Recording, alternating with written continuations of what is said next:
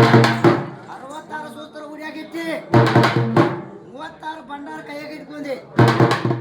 ಇವತ್ತು ಸವದತ್ತಿ ತಾಲೂಕು ಒಳಗ 45 ವರ್ಷ ಆದ್ರೂ ಜಾತ್ರೆ ಮಾಡಿದ್ದಿಲ್ಲ. ಯಾವ ಮೂಲಾಗಿದ್ದಾಕಿ ಹೊರಗೆ ಬಂದಿ.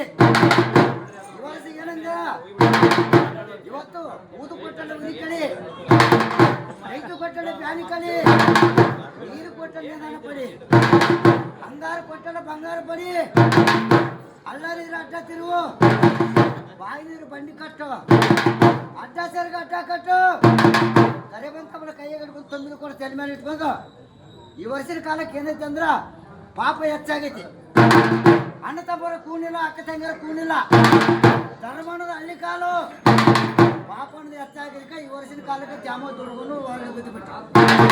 ಯಾಕೆ ಅವ್ರು ಮೂಲಾಗಿದ್ದಕ್ಕ ಜನರ ರೋಕ ಈ ವರ್ಷದ ಕಾಲಕ್ಕ ಆ ಪಾಪದ ಕೂಡು ತಿನ್ನಬಾರ್ದ ಸಂಕಟಕ. ಕರೆ ಮಕ್ಕಳ ದುರ್ಗವ ಕೆಂಪು ಮಸಳಿ ಜಾಮವ ಇಬ್ಬರ ಅಕ್ಕ ತಂಗಿ 45 ವರ್ಷ ಜಾತ್ರೆ ಆಗ್ಲಾರ್ದ ಈ ವರ್ಷದ ಕಾಲಕ್ಕೆ ಹೊರಗೆ ಬಿದ್ದಿರಿ. ಇವತ್ತು ಕೋಟಿ ಗಂಟೆ ಖರ್ಚು ಮಾಡಿದ್ರೆ ಸಂಕಟಿಲ್ಲ. ರಾಣಿಗಪ್ಪ ನಾಲ್ಕ ಮಾತು ಮಾತಾಡಿದ್ರೆ ಸಂತೋಷ. ಯಾಕೆ ಸಂತೋಷ ಅಂದ್ರ ನಾವಿಂದ ನಿನಗೆ ಜಾತ್ರೆ ಆಗದಲ್ಲ. ನಾವು ಎಷ್ಟು ಹೊಗಳ್ತೀವಿ ಎಷ್ಟು ಬೈತೀವಿ ಅಂದ್ರ ನಿನಗೆ ಶಾಂತಿ.